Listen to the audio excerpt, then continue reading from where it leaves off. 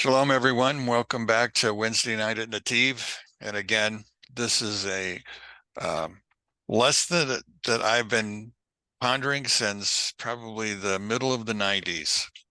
I had the opportunity back in the days when I was a teacher in a Sunday school class and I had an adult Sunday school class. Got a chance to meet Vendel Jones, and Vendel Jones put me on to this topic. And I've thought about it over and over again, off and on. And in fact, I've even tried teaching it. Please understand, I'm not a prophet. I'm not even the son of a prophet, although some of the kids at school might call me the son of something else, but that's beside the point. But we're going to talk about the Apocrypha, and we're going to talk about the book of Esdras, Esdras. Now, Esdras is the Greek, Ezra is the Hebrew, but you will recognize it. Now, the Apocrypha was basically 14 books that were found to have value and they weren't in the Bible. They were in between the Old Testament and the New Testament in all of the King James versions of the Bible, all the way up until the 1800s. At the same point in time, they were studied by philosophers and all kinds of scholars. And so they have value. There are some of the prophecies in the Apocrypha just don't have anything of value to them. But there's this, I think, does, because it's proven itself out. But again, I can only tell you that I can tell you what I know from what's already happened. I can't predict, although I will try to, in somewhat, predict what's going on. Now, the word Apocrypha itself means hidden. So we're going to be looking at what 2,000 years ago was hidden into this writing and sent to us. Now, we're only going to talk about chapter 11 tonight. There's two chapters in 2nd Esdras. Those two chapters are 11 and 12 that deal with what I would say was the United States and where we will be at the end of time. Now, I've taught Daniel before, and so the last time I taught Daniel, we went through the beasts. And we made the comment, or I made the comment, that those beasts will still be here at the end of days. Even though they've lost their power, they will all be here. And I can say the same thing for the United States. At the end of days, the United States will still be here. So that's the positive that you're going to find in all of this. But again, as I would like to share, my interest in Esdras is the result from hearing Vendel Jones. It has nothing to do with by accident I found him. It was no accident. Now, again, some of this prophecy is not very pleasing. Again, prophecy was not meant to be pleasing. It was meant to be forthtelling. It was meant to be on target. But again, as my wife reminded me in Deuteronomy 3:22, it says, "You shall not fear them, for Hashem your God, he shall wage war for you." To which I would say, Baruch Hashem. But let's get started. Let me try to pull up for you.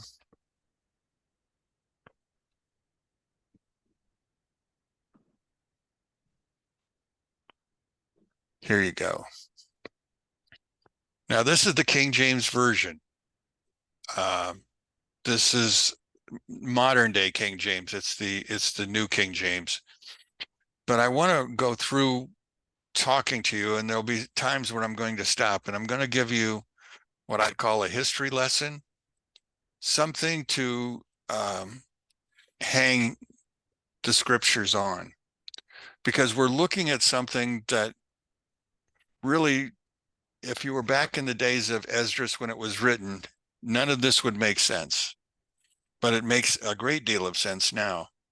Now, we're only going to look at the vision part, chapter 11. Chapter 12 deals with answers. So if you want to go and grab the King James Version, you can get it online. Look at 2nd Esdras, second, not the first, because the first Esdras deals with Ezra and Nehemiah. But the second one deals with all these prophetic events. There's 5 visions that are in the second one, or 6 visions, and this is the 5th of the 6th.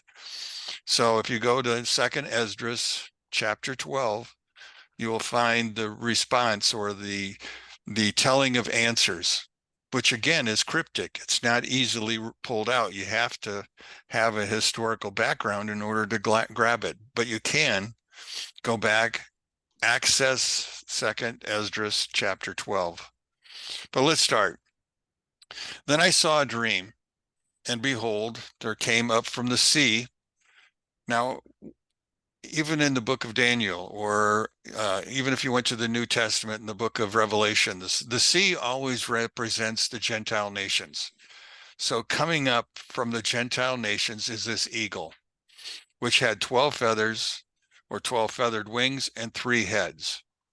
So we have something coming up out of the Gentile nations. Now remember, we've already gone through the eagle before. We saw it originally. It came with a lion's body and eagle wings, and it was representative of the Babylonian Empire. Then we saw it again, or can see it again, starting at about the 15th century, all the way through today, where it started out as the great lion, Great Britain, with the wings being the United States. And so these two empires are going to be here. And understand that the United States has been considered an empire as we look at our story, just as Great Britain was. Great Britain was an empire starting back in the 1500s because they defeated the Spanish Armada. Therefore, they became the rulers of the sea, and as rulers of the sea, they brought in great wealth and they became powerful. And we already know that for a long period of time, the sun never set upon the British Empire. That's not true anymore, but it was then. So we'll talk about the British Empire, but we're also going to talk about Great Britain. Great Britain is still here. It's not the empire that it was, but it's still here. So we see that we're going to talk about 12 feathered wings and 3 heads. And this is all on one eagle that comes out of the sea. And I saw, and behold, as it says in the second verse, she spread her wings over all the earth, and all the winds of the air blew on her and were gathered together. Again, the United States rose in power. That rise in power, that move towards an empire, as they would call it, began back in the days of World War I. But World War II really solidified the role, because you see, we left being an isolated nation and accepted the duty of being the police for the world and attempting to put down the Russian Empire that was trying to raise itself up at that same point in time.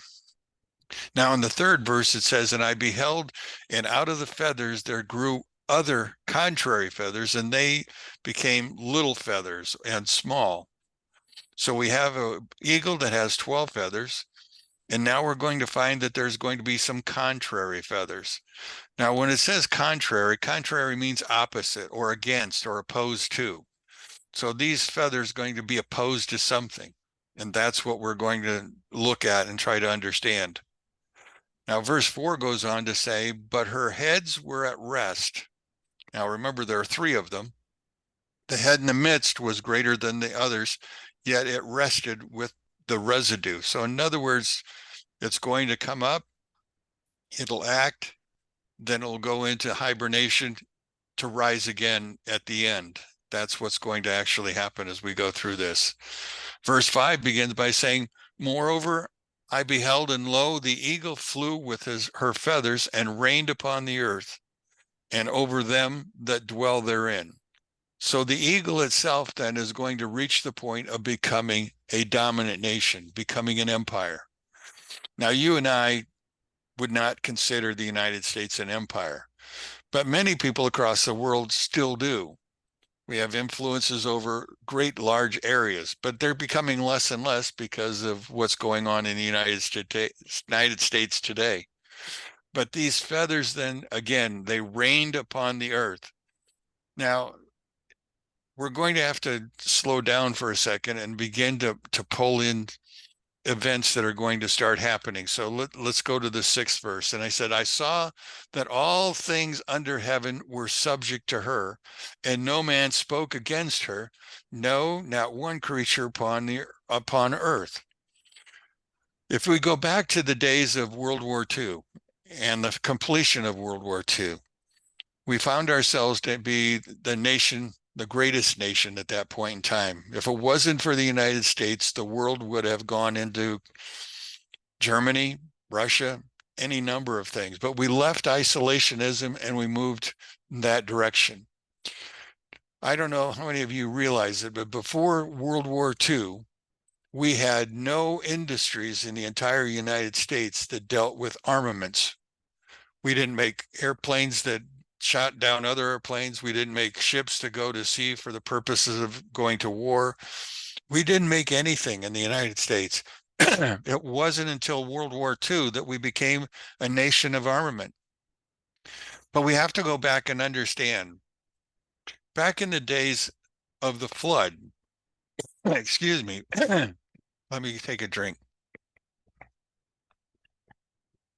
Back in the days of the flood, we had Noah.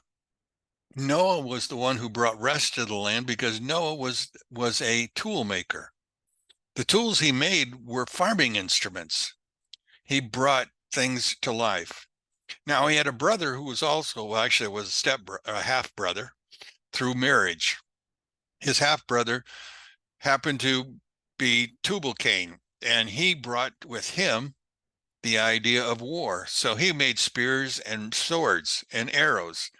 That's what he made. So we had on one side, one making peace instruments. On the other side, we had war instruments.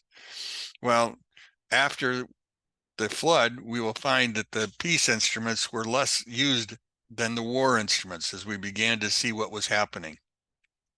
So at this point in time, after World War II, we were so loved by many nations and feared by others that we literally actually became what people would call a place where no man spoke against us. Now, verse 7 begins by saying, and I beheld, and lo, the eagle rose upon her talents and spoke to her feathers, saying, watch not all at once, sleep everyone in his own place, and watch by course. So the head, or the heads, rose up on their talons. If you look at the back of a $1 bill, you're going to find the eagle. You will see very easily the talents that she has. And in her talons, on the right side, she has the olive branch for mercy. On the left side, she has arrows for war. So when we began to look at this bird, back in the days of the Revolution, it was Haym Salomon who helped finance the war, a Jew who lost his entire fortune paying for the American Revolution. Everybody borrowed from him, but nobody repaid him. He died a pauper. The only thing that we have to recognize him by was a stamp that was made during the days of George Bush. Now that's all he got out of this thing. But he rose up, and then he's telling the feathers, you are going to come up one feather at a time. Wait your turn. Wait your turn. So watch not all at once, sleep everyone in his own place, and watch by course. Look at verse 9. But let the heads be preserved for the last. So the heads are talking, but the heads will not show their purpose until the end of days. That's when we will see them. Verse 10. And I beheld, and lo, the voice went out not of her heads, but from the midst of her body. Something is going on. The heads are told to rest, but at the same point in time, the body itself is now speaking. Now, the body then would obviously be the people. The people were now speaking. It doesn't give us the feeling that conversations were pleasant. As we look at today's events in the United States, I would say that it probably looks much like it does today. Lots of back and forth. Now, verse 11 goes on to say, and I saw her contrary feathers. Now, behold, there were 8 of them. So she has 12 regular feathers, and she now has 8 contrary feathers or opposite feathers that we're looking at in this story. And I looked, and behold, on the right side, there arose 1 feather, and it rained over all the earth.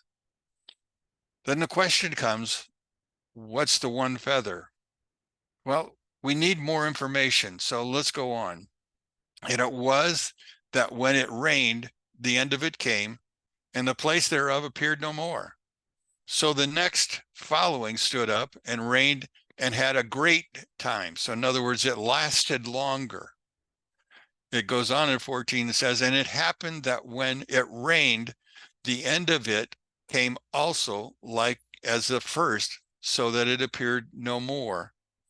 Then came there a voice unto it and said, hear you that is born to rule over the earth so long, that I say unto thee, before you begin to appear no more, there shall none after you attain unto the time, neither unto the half of that. So we have the first feather rising. He serves his time, and up comes the second one, who rules longer than anybody else. He rules twice as long. If we go back to our presidents, and we only had 46 of them, so it doesn't take long to get back there, we find that the president that ruled the longest ruled for 4 terms. Now, he died in the middle of the 4th term, but he ruled technically for 4 terms, and his name was Franklin Delano Roosevelt. So that tells us who the first feather was. And it wasn't George Washington. It happened to be Hoover. Now the question begins, okay, why do we have to begin with Hoover? Well, again, I need to stop. I need to go back to the wars. In the First World War, Woodrow Wilson was in charge. If you remember the stories, Woodrow Wilson had a stroke while he was in office. And a number of things happened after his stroke when he was no longer capable of working. His wife and his best friend basically became what I would call pseudo presidents. They established a lot of the things that are here today. Woodrow Wilson was the one who established the income tax in order to pay for the World War I. Now, Woodrow, before he passed, had already said that as soon as the war is over and we get our debt paid off, income tax will disappear. Obviously, we never got the debt paid off, so that's why it continued. He also established several other things. He established what we would call the Federal Reserve System. He established the monetary policy in which we pay ourselves to print our own money. And that money goes to the Federal Reserve. And they help to decide how much interest is going to be charged on that money. Right now, as you can see, the interest rate on the money is up in 6 and 7%. When I was 2-3 years ago, it was only 1 or 2%. So they control the way the money is. They're trying to loosen or tighten the money belt. Also, at the same time, we know that Woodrow Wilson was also one who wanted to start the League of Nations. So we have a League of Nations. We have this income tax system or the financial debt that we're now carrying. And we also have this idea of help. Wilson also established a group of 500 men who basically, in their time, they were responsible for helping us. They were called the group called the Inquiry. Now, the Inquiry started in September 1917, which is just as the war is in the middle. They met in New Hampshire, actually. And while they were in New Hampshire, they established several things or many things. This, I would say to you, was the beginning of the deep state.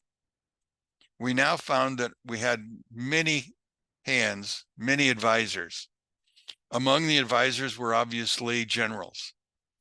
There were obviously politicians, but there were also financial people, the Rockefellers, the Fords, the Vanderbilts. All of those were also a part of this inquiry group, and they began to work together. Now, as this began to move on, it slowly shrunk, but it never disappeared. The United Nations, or the League of Nations at that time, fell apart. But the mindset was still there. Things were going to go in that particular direction. Now, as we begin to think about it, this, as we're, how do I want to put it? World War II brought us back again to this very same point. During World War II, we found ourselves in a very interesting place. We were winning the war, but again, at the same time of winning the war, we were finding ourselves, growing in popularity somewhat. But we began to invite more people to be a part of our organization. And instead of calling it the inquiry, they chose to call it something entirely different. This is the body that is around yet even today. They are the ones who speak, the Council on Foreign Relations. That's the name of it. The Council on Foreign Relations is the advisory committee. Again, it's grown in size. More financial people are involved. More generals are involved. More statesmen are involved. Lots of different people are involved in this organization. And it began to develop our policy. After World War II, we no longer became an isolated nation. We found ourselves with things like the Marshall Plan, expanding ourselves and trying to influence other nations to keep the Axis powers, which are no longer, from rising up. While at the same time, we were trying to keep down Russia, because with Joseph Stalin, later with Nikita Khrushchev, they began to rise and they rose quickly. So we have lots of things that are going in our direction. Now, it was about 1952 that in another Apocrypha book, we find the death of Britain. Well, actually, not Britain itself, but Great Britain, the empire. You see, in 1952, their king passed away, and Britain no longer had the strength to monitor all of their colonial powers. And so the torch was passed to the United States. Being passed to the United States, it went from Harry S. Truman, who dropped the bombs, to Dwight D. Eisenhower.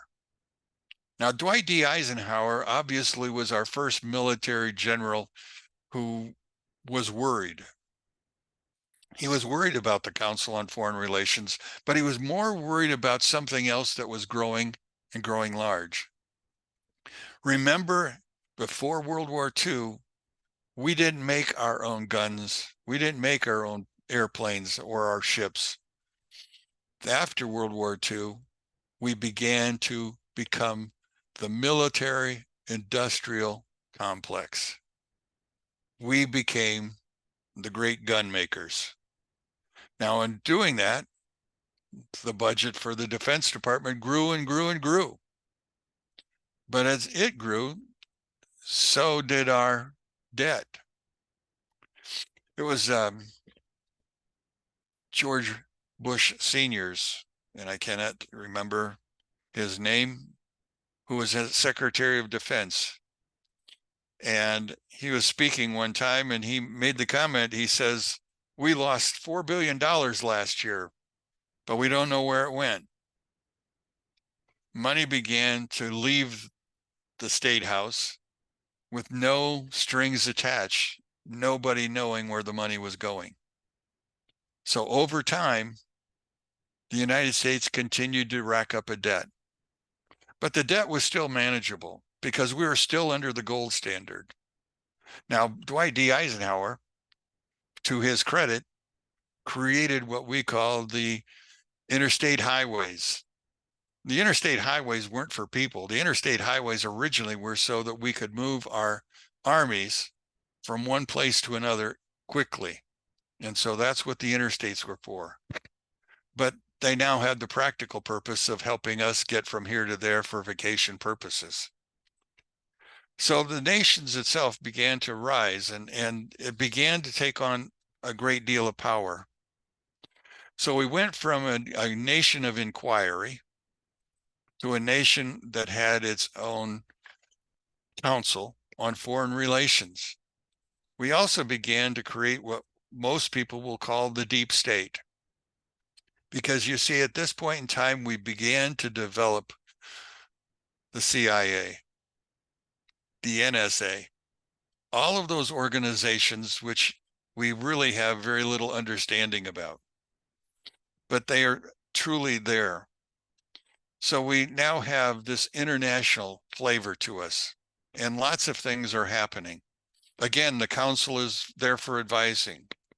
But again, President Eisenhower really worried about what was happening.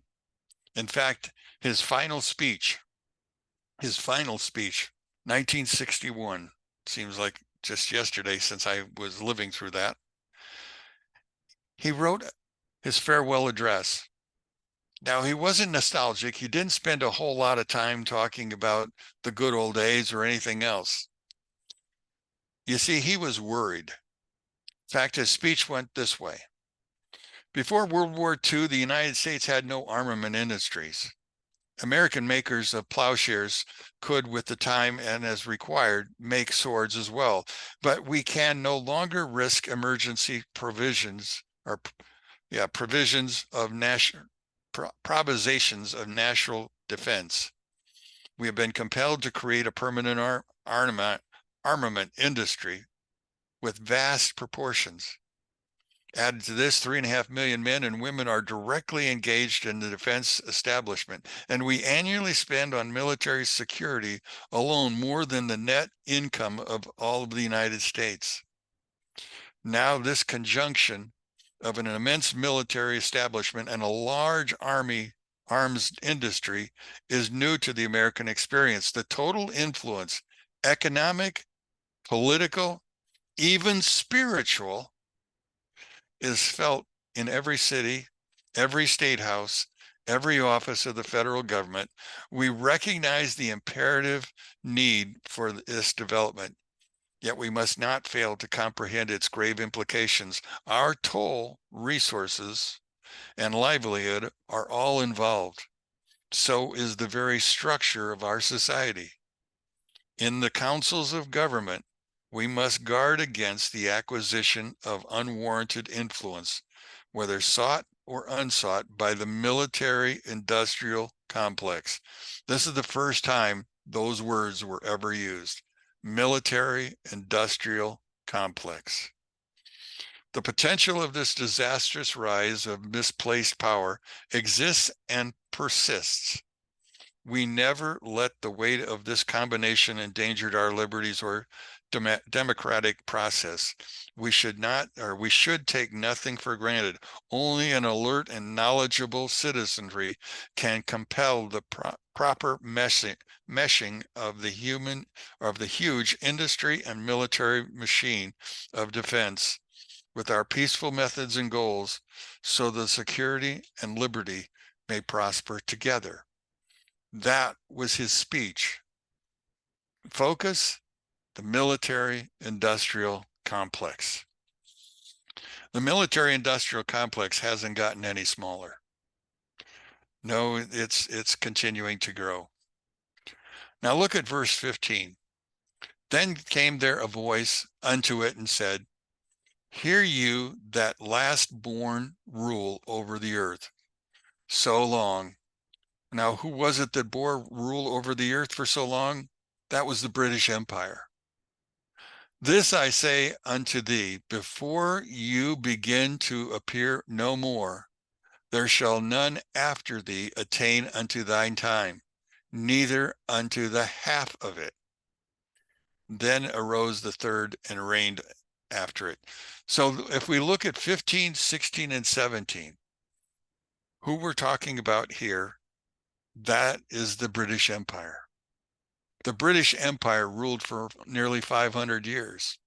We look at the United States, who's reaching their 250th, not even half the time yet. But imagine what's going on. Imagine the worry that was going on in this whole thing. Remember, Franklin Delano Roosevelt ruled for 4. During Harry S. Truman's administration, Congress decided that that's too many. George Washington had it right when he said you should never have anybody rule for more than 2 terms, because if they go for longer than that, we could eventually call him king. And so we began to have two-term rule. Also, Harry S. Truman was rather interesting because he was the last president never to collect a pension from the United States government. Never receive a pension. Now it's thousands of dollars for those who retire, and look at the money that they're making besides that. Now there arose a third and reigned as the other before, and appeared no more also. So the next person was Harry S. Truman. Verse 19, so it went with all the residue, one after another, as that every one reigned, and then appeared no more. Okay, so we're now looking at 12 feathers. We've gone through the first 3 feathers. Continuing on, 9 more feathers will rule in their turn. Each one will rule in his turn. They will rise, then there'll be no more. Now, as we look at this and go to verse number 20, it says, then I beheld, and lo, in the process of time, the feathers that followed stood up upon the right side, that they might rule also. And some of them ruled, but within a while they appeared no more. For some of them were set up, but they ruled not. Now, we need some explanation here. All the 12 feathers ruled, but there were 2 feathers that didn't have a complete term. The first feather was John F. Kennedy. We knew John F. Kennedy, well, we know what happened to him, but do we know why it happened to him? There's a lot of speculation that's gone on as the fact that he was assassinated, and it wasn't because of Oswald. The understanding was that he was assassinated by the CIA. Now, there's a whole set of movies and all kinds of articles that you can read on this, but the CIA was involved. Now, remember, the CIA is not supposed to operate in the United States, but that didn't seem to hold them back from coming into this situation. And the question became, why? Why were they involved in this? Well, it appears that John Kennedy was also worried about the way the government was growing. His worry was over the fact of money. If you remember, John F. Kennedy might as well have been a Republican because he wanted to cut the taxes for people. And so he proposed and received tax breaks. And we had our first, what I would call, true ascent financially for the people. But that was also accompanied by another experiment that he had. You see, he wanted to do away with the Federal Reserve System. He wanted our government to print our own money. And so he established the beginning of making $5 bills into Federal Reserve notes, money that was backed by the U.S. government. Because you see, there was not all that backing in all of the others. It was the gold standard. But by the time Richard Nixon was in office, the gold standard was gone. No longer did your currency have to have anything holding it up. So John F. Kennedy never finished his term as we go through this whole thing. Lyndon Johnson came in, finished his term, did a next term, and then the Vietnam War basically got to him and he was done.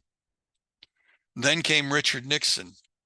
Richard Nixon again, well, we know what happened to him. The interesting thing is that there's a lot of articles coming out today that Richard Nixon and Watergate were not his. Watergate was CIA. Now remember where we're at. The deep state. Organizations working independently within the government that have no answer to the president. They just function. Now, these functionings are going on in lots of areas. The president can't control everything. And soon people were entering into public service who are now operating those agencies. Now, remember what Eisenhower said. He worried about how it was going to affect us economically, mentally, spiritually, emotionally. We began to see a change that was going on. Now, after he was ceremonially exited, Gerald Ford came on and he pardoned Nixon. And because of his pardon, it appears that he ran himself out of office because he never was able to move on. Now, remember, he was the, what do you call it? The council. He was the president of the Congress at that point in time. And because the vice president had already been taken to jail, Spiro Agnew, for his dealings, it allowed Gerald Ford to move from Congress into the White House. And the first thing he did was to pardon Richard Nixon. So his ministry was also short. But again, he was there to finish out Richard Nixon's. Then came Jimmy Carter. The Carter years were short, but they were also full of, well, I remember trying to buy a house that year, 21% interest on housing. Couldn't afford it, so we didn't do it. But again, that was just the way it was going. While that was happening, remember what was going on in Iran. Iran was changing their administrations. They went from the Shah to the Ayatollah. We went from an embassy full of people to an embassy that was captured, and all the people were now prisoners. Jimmy Carter tried to get them out. Didn't happen. What happened instead? Well, that happened with Ronald Reagan. He was able to get them out of harm's way. But now you've gone through 10 presidents. 11 was George Bush Sr., followed by William Jefferson Clinton, our 12 feathers. Let's go back to where we were at, verse number 21. But for some of them were set up, but ruled not. After this I looked, and behold, the 12 feathers appeared no more, nor the 2 little feathers. So there's 2 more little feathers that are hidden away. And there was no more eagles upon the body, but the 3 heads that rested, and 6 little wings. Now they call them wings here, but they've been calling them feathers in other places. So this is one of those things where going from Hebrew to Greek, we may have mistranslated, but that's not uncommon when you transliterate from language to language. Verse 24, then I also that 2 little feathers divided themselves from the 6 and remained under the head that was upon the right side. So 2 feathers have taken themselves out of the line for moving up and have moved themselves to a position of security. Because you see, the United States was running through all kinds of problems. What happened after William Jefferson Clinton, who became president? I believe we came to 9/11, and that was George Bush Jr. Things were going crazy about this point in time. Lots of things. Remember, Bush technically became president because hanging chads. Votes in Florida just weren't tabulated right because there were punch outs that didn't punch. And so the hanging chad made the the presidency of George Bush to seem less than favorable. Following him, we have Barack Obama. Now, we started out here questioning whether he was born in Honolulu or whether he was born in Kenya. We also had several concerns about we had concerns. Continue on then. So we have 6 little feathers, or 6 wings, whatever you want to call them. Verse 24. Then I saw also that 2 little feathers divided themselves from the 6, and they remained on the right side, for the 4 continued in their place. And I beheld, and lo, the feathers that were under the wing thought to set up themselves to have the rule. And I beheld, and lo, there was one set up, but shortly after it appeared, no more. And then the second sooner than the first. So we now have 2 feathers on the left side that have now begun. Those are the contrary feathers. Okay, do you remember your presidential history? What president came on the scene after William Jefferson Clinton? We said George Bush. We said Barack Obama. That's 2. Now we continue on. And I beheld, and lo, that the 2 that remained thought also of themselves to reign. And when they thought, behold, there awaked one of the heads that was at rest, namely, it was in the midst, for that was a greater than the 2 other heads. And then I saw that the 2 other heads were joined with it. So all 3 heads are actually in action. But we don't know who the heads are. We just know that they're now in action. So at this point in time, and then I saw the 2 other heads had joined to it in verse 31, and behold, the head was turned with them, and that were with it. And it did eat up the 2 feathers under the wing that would have reigned. So remember those 2 feathers that went to hide? They would have reigned, but they didn't reign. Now there's speculation that those 2 feathers happened to be, well, one was the inventor of the internet, if you would listen to him. The second one was going to be Hillary Clinton, appointed by Barack Obama to be his successor. Some people say that those were the 2 heads that were eaten, never got a chance to reign. But then after that, we have 2 more heads that came up. The first one came up and supposedly was a short time, 1 term. Donald Trump. He was contrary. He wasn't even supposed to win. Everybody was certain that if we put him up for presidency, he wouldn't win, that the Democrats would continue to hold power, but he did win. Well, he won with the largest number of votes ever cast. Then we came to the second election. Do you remember what was happening at the time of the second election? COVID. Worldwide plague. Millions died during that plague.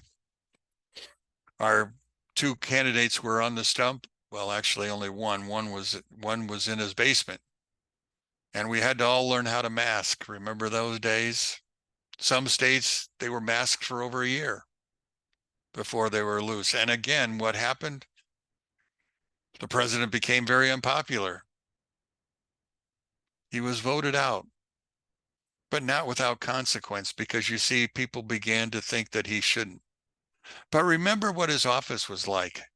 He no more than got into office when he was already being impeached. They would impeach him twice during his term. After he was done, they thought he was done. But he announced he was going to run again, and what happened?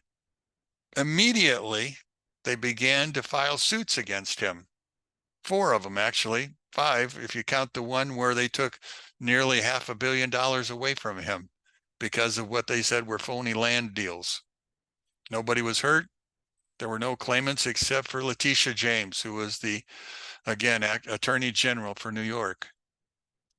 So we have 5 suits, if you will, been impeached twice, And finally, only a few weeks ago, they attempted to assassinate him.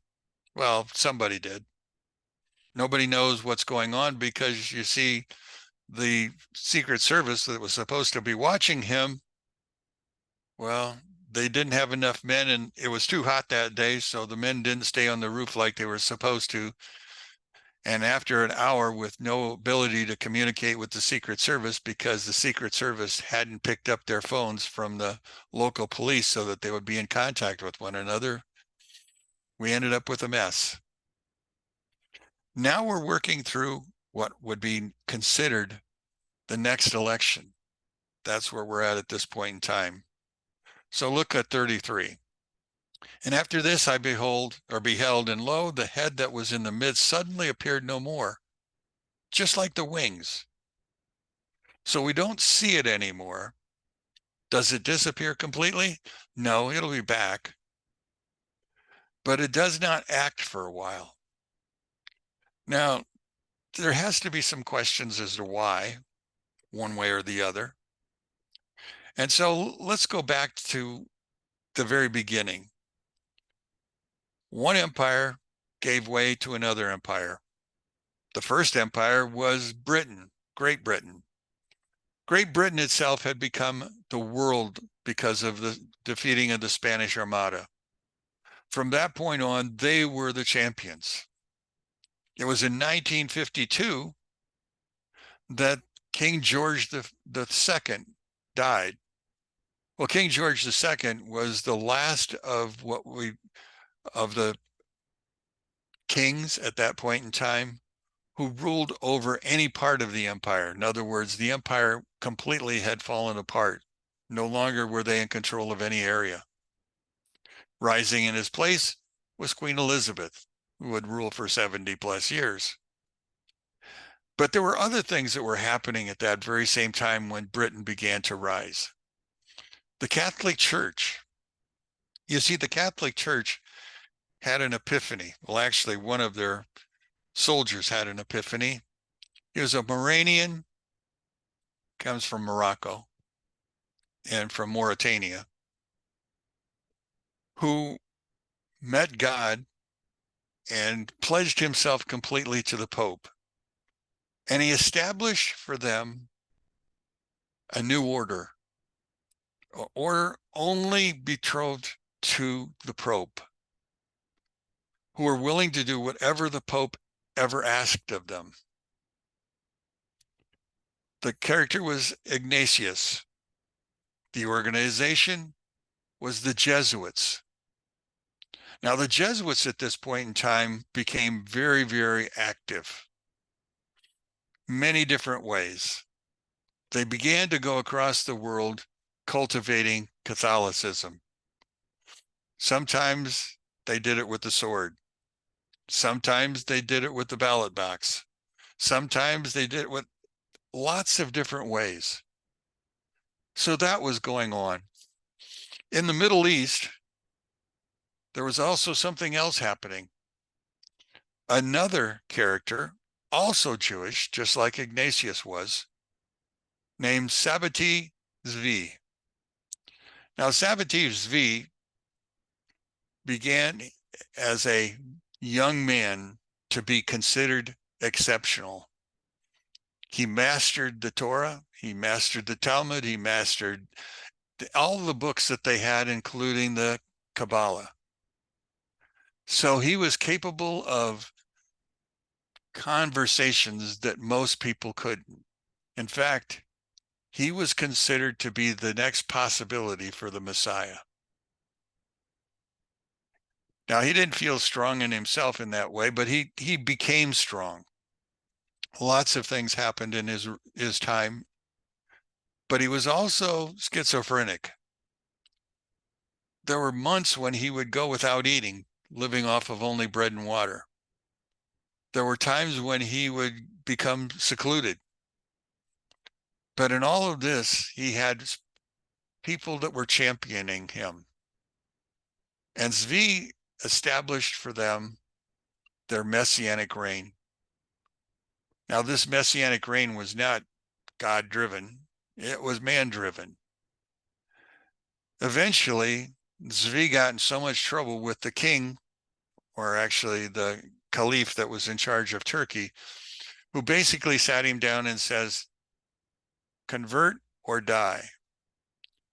And so Zvi was no longer a Jew, but he became a Muslim in name only. He established an underground group that eventually would lead to what we would call the Illuminati. You see, the Illuminati came from another group that had not the leader, but the financial backing of the Rothschilds. You see, the Rothschilds then took the place. They began to hold power. And things began to change because you see, the Rothschilds, that wasn't their name. That was a name called Red Bear. Their name was actually Elchanan. They were an Ashkenazic Jewish family. Now, back in those days, the Jew couldn't hold any kind of job. They were allowed to become money lenders, or what they called carryovers back in those days. They would carry somebody over until he could afford to move on. They also began to indenture a lot of people. So they began to develop their own system.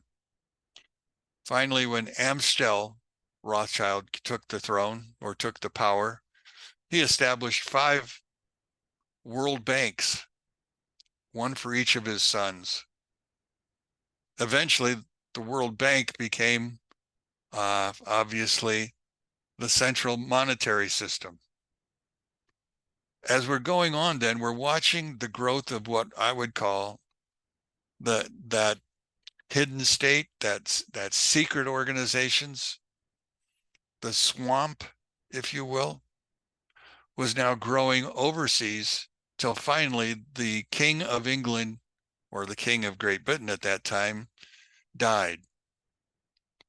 And so United States took over, but the United States took over in 1952. But again, that's when George Washington begins to question what's going on. Now, the state has gotten worse, but we need to pick up the story from here on. Let's go ahead. Verse 36. Then I heard a voice which said unto me, look before you and consider the thing that you see.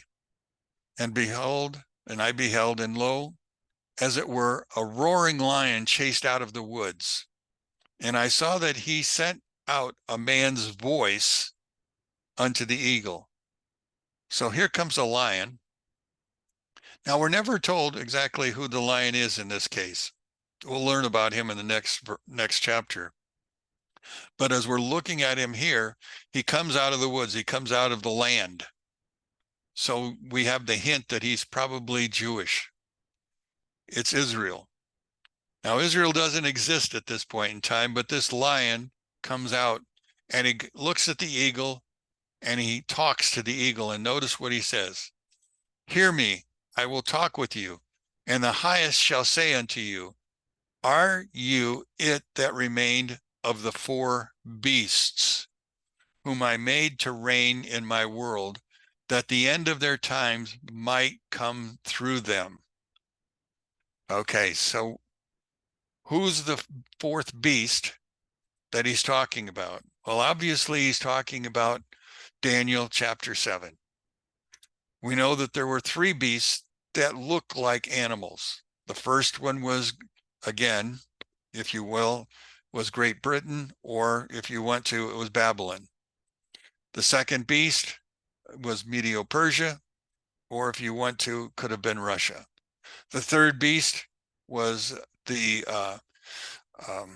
Greek Empire, or you could say the Holy Roman Empire of the Caesars and Nazi Germany. The 4th beast was undescribable. So I want you to turn in your Bibles to the book of Daniel, and I want to look at those beasts that we're talking about. Look at verse 7 first, if you will. Hopefully you've got a Bible.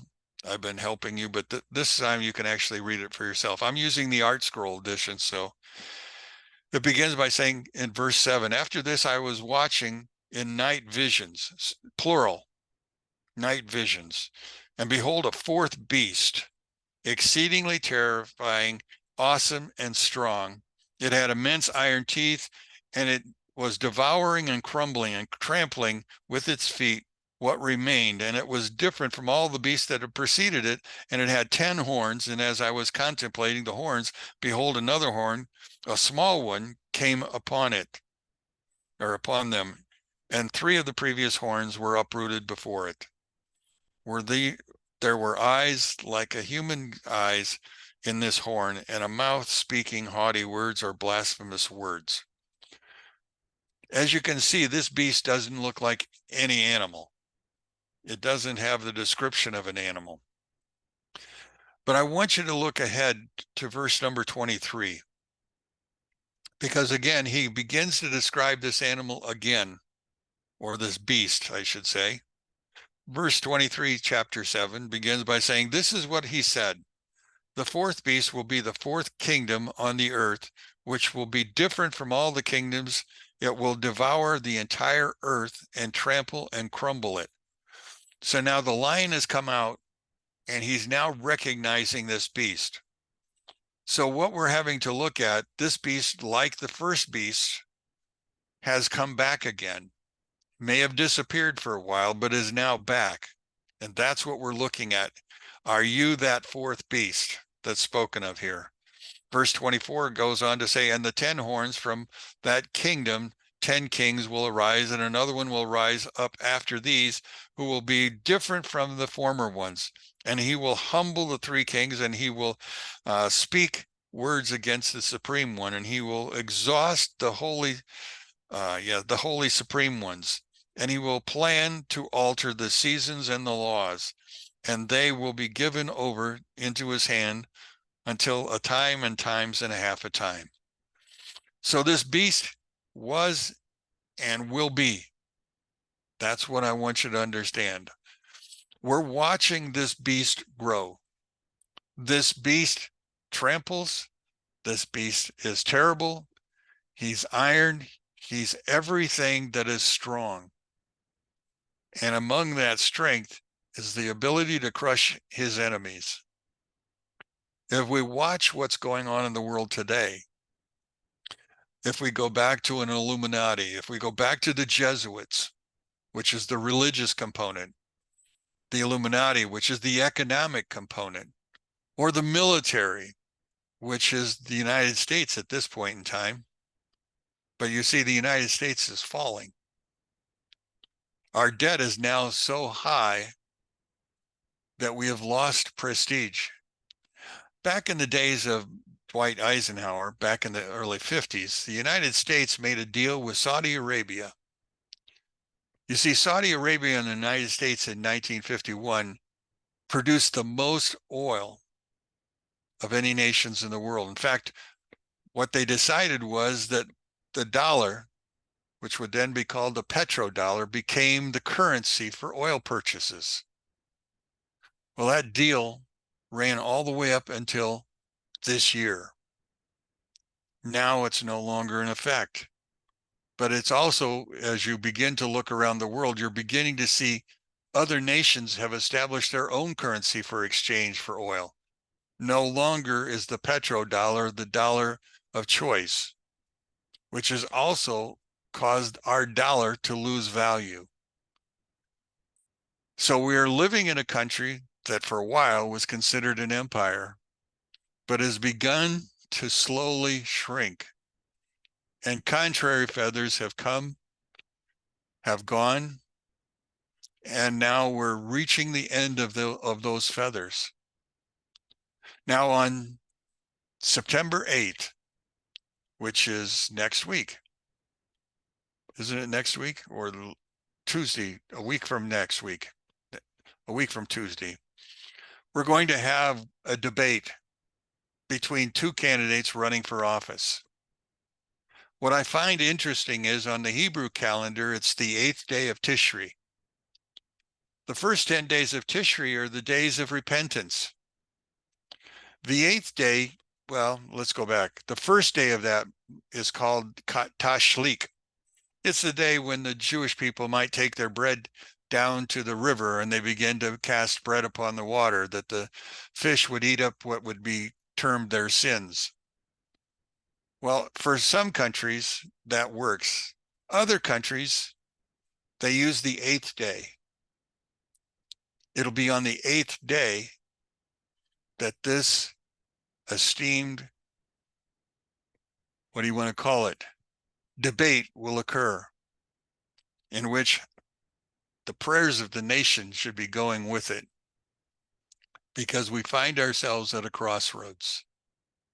Who is going to rise up at this point in time? Who? So let's continue on. So the fourth beast overcame all the beasts that were of the past and had overpowered them, the world with great fearfulness, and the whole of the compass of the earth with much wicked oppression. Do you feel it? The wicked oppression of the world?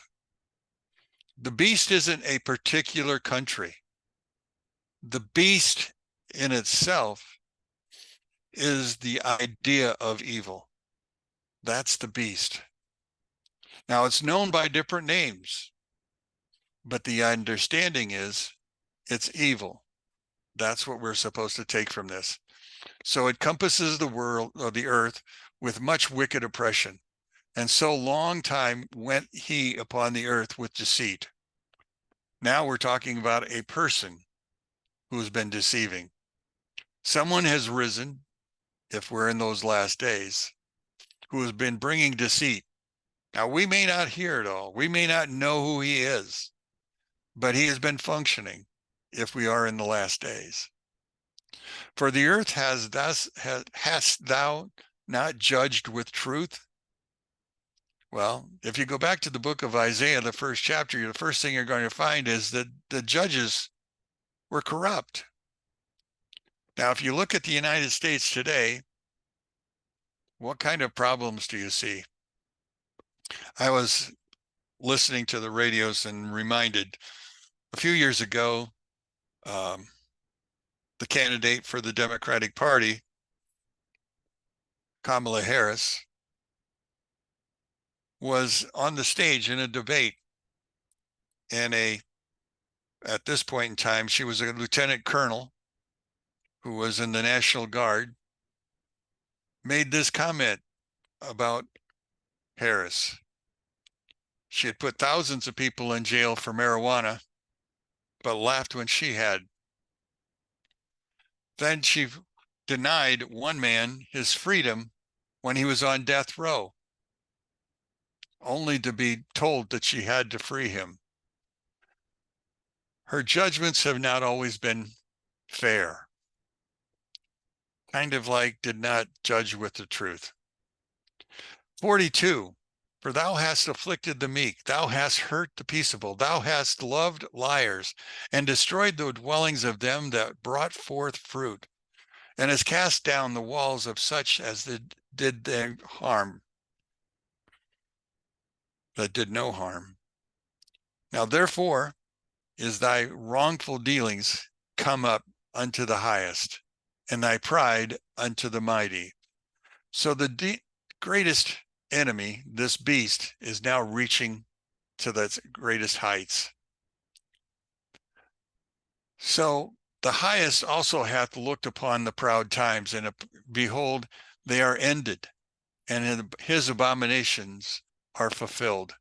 And therefore appear no more, thou eagle. So the eagle that represents this fourth beast no longer exists. Now, how did it disappear?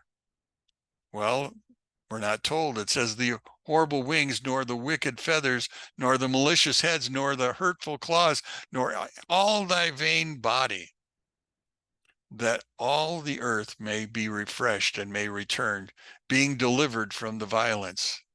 And this she may hope for the judgment and mercy of him that made her. I've talked for an hour, giving you a little snippets of what I understand. My notes are 16 pages long and they're full of more stories. But I think I gave you the understanding that we are living in the last days, that these eagles have been put away in the last days, and what has risen on their place is the fourth beast of Daniel chapter 7. That's what's going on. Next time, we'll go through looking at the prophetic understanding that Ezra shares with us. Now, it's not everything. That's the important thing to understand.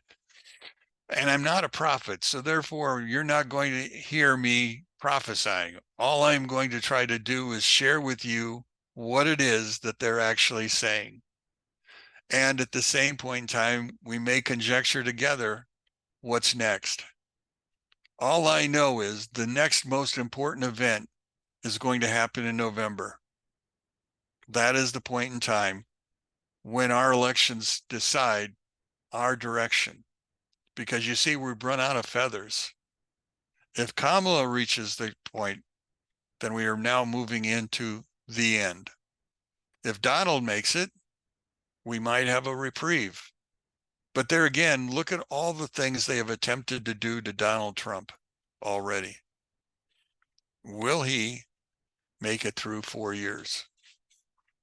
Just questions, no answers at this point. But again, I started this studies back in the 90s when I didn't have very much information. But now as I began to go back and look at it again and again and again, these things strike me. And so I wanted to share them to give you an understanding. I'm not the only one who talks about the eagles. If you go to the YouTube, you can find all kinds of stories about Ezra's eagles. All of us are different. All of us have a different bent. But at the same point in time, all of us are pointing to the same thing. We are reaching the end. So at this point in time, I'm going to stop sharing. Hello there. First time I got to see you all. Tell me, is there anything you'd like to talk about or anything you'd want to say to me outside of the fact that you did an outstanding job? No, that's craziness. That's just silly talk. But anyway, anybody have anything, they question that they want to have answered? Again, I ran through in an hour what's going on, but I shall be quiet. Listen to this probably 3 more times so I can formulate some questions. There's a lot of information to unpack here. Very good job. Thank you. Very, very good job. Well, and again, I like history. So I tried to bring as much history into it, but I also know I only had an hour. Yeah, I really like 16 pages don't fit into an hour. So, if you'd like, you can just write me and I'll be glad to send you a copy of this week's lesson.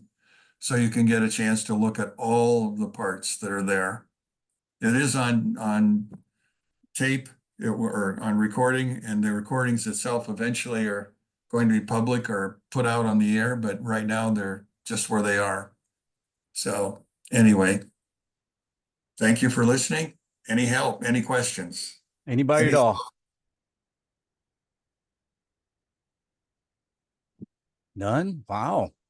Well, Ross is my usual standard. He'll tell me what he thinks, but the rest of them are just too polite. No, I know Peggy and Mary and Lori. No, you're not gonna get away with that. They don't have a problem sending barrages downrange. That was good. That was really good. Yeah, thank you. So, nothing? Please join tomorrow morning. Tomorrow morning, 1000 hours, 8 or 10 a.m. Central Standard Time. From here we'll see you later. You're from Montgomery, Texas. Y'all say howdy and goodbye. Shalom, y'all. Shalom. Thank you.